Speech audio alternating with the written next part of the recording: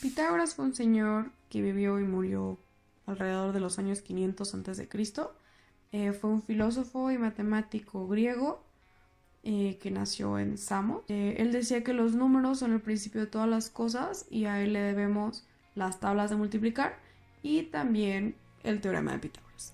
Comencemos con el teorema de Pitágoras. El teorema de Pitágoras requiere de triángulos rectángulos. Esto quiere decir que necesitamos un triángulo que tenga uno de sus ángulos que mida 90 grados, como este. Entonces, Pitágoras decía que si tomábamos la longitud de nuestros lados o de las líneas de nuestro triángulo y formábamos cuadrados basados en esa longitud, íbamos a obtener dos cuadrados chicos y un cuadrado grande, en donde los dos cuadrados pequeños sumados o en conjunto iban a ser equivalentes al tercer cuadrado, que es el cuadrado grande. Esto nos sirve para sacar áreas, perímetros y en sí poder resolver la incógnita que tenemos o obtener la medida que nos hace falta de nuestro triángulo para poder después sacar el área con nuestra fórmula del área de un triángulo o el perímetro sumando todos los lados. Entonces, ¿qué es lo que vamos a hacer? Eso depende de qué lado necesitemos. Si necesitamos un cateto, nos va a quedar algo similar, en donde la c cuadrada la pasamos al otro lado con la operación inversa, que sería la resta, y para finalizar, el cuadrado que está con nuestro cateto A, lo pasamos en forma de raíz. Y para quedar bien también con la c, con nuestra hipotenusa, solamente tenemos que quitarle nuestro exponente para pasarlo a raíz. ¿Cómo definir la naturaleza de un triángulo a partir del teorema de Pitágoras? Tenemos dos situaciones. La primera situación es cuando el teorema de Pitágoras se cumple a la perfección, cuando c al cuadrado es igual a la suma de los cuadrados de a y b. En este caso, se está trabajando con triángulos rectángulos y podemos observar en esta figura que gráficamente se nota que es un triángulo rectángulo.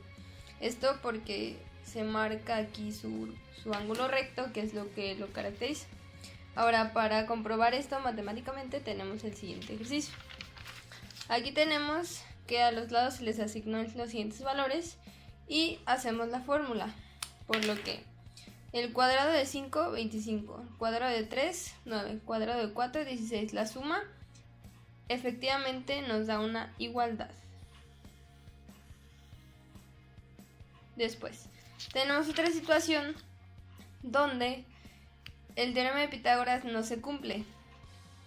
Esta relación no es igual, por lo que nos aparece nuestro segundo caso, que se genera con los triángulos obtusángulos, donde c al cuadrado es mayor que la suma de a al cuadrado más b al cuadrado. Y esto se ejemplifica en el siguiente ejercicio.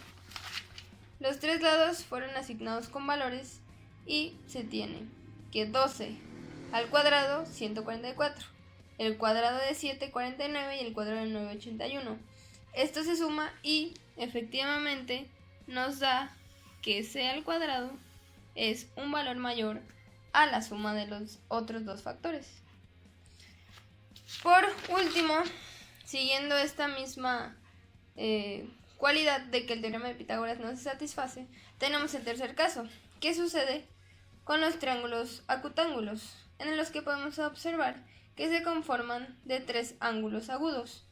El tercer caso, como lo decía, consiste en que ahora el valor de c al cuadrado es menor a la suma de los valores de a al cuadrado más b al cuadrado. En el siguiente ejemplo se verifica.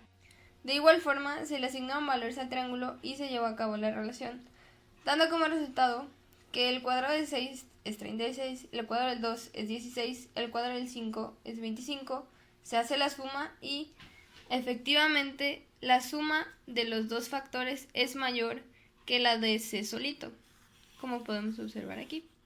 Y bueno, eso constituye la naturaleza de los triángulos por el teorema de Pitágoras.